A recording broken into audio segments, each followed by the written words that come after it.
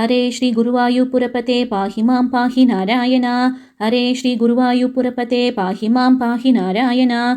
हरे श्री गुरुवायुपुरपते पाहि मां पाहि नारायण।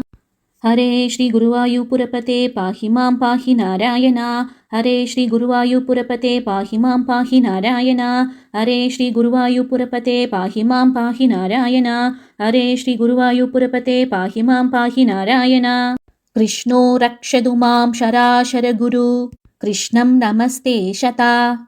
कृष्णेनैव शूरशितो को मम शकृत्। कृष्णाय तत्मितं मनः। कृष्णाद्देव समुद्भवो मम विभो। कृष्णस्य दासोऽस्मि संयहम्। कृष्णे भक्तिरसञ्जलास्तु भगवन्। हे कृष्ण तुभ्यं नमः।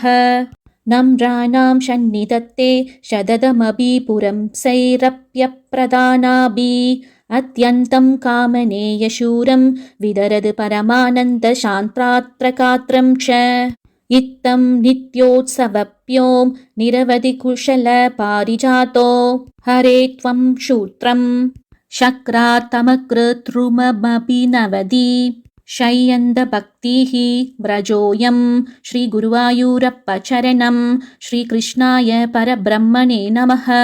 श्रीपट्टात्रिमहिषं हृदि भव्यां यस्पूर्णं नित्यमुक्तं महदादिकरणं। नित्युक्तं नित्यमुक्तं महदादिकरणं यन्निराकारमत्ये मम विभो। कृष्णाय तुभ्यं नमः। श्रीकृष्ण गोविन्द हरे मुरारे। श्रीनाथ नारायण वासुदेव। श्रीकृष्ण गोविन्द हरे मुरारे। श्रीनाथ नारायण वासुदेव। श्रीकृष्ण गोविन्द हरे मुरारे। श्रीनाथ नारायण वासुदेव। श्रीगुरुवायूरप्पचरणं।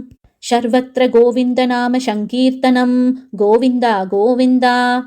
मोगुर्वाप्तिसाराय भागवतार्यै तत्रे।